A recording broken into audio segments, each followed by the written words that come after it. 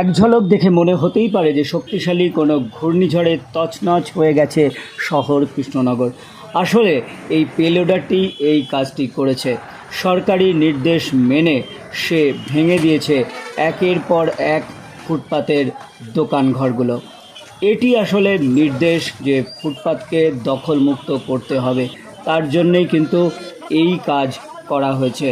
সকাল থেকেই ছিল একেবারে যুদ্ধকালীন প্রস্তুতি। ফুটপাত থেকে হকার মুক্তির দিনক্ষণ জানিয়ে সারা শহর জুড়ে মাইকিং করা হয়েছিল জেলা প্রশাসনের তরফে। আজ 29/6/2024 শনিবার ছিল সেই হকার মুক্তির দিন। সকাল থেকেই একের পর এক ভাঙা হয়েছে ফুটপাতের দখল করা দোকানগুলো।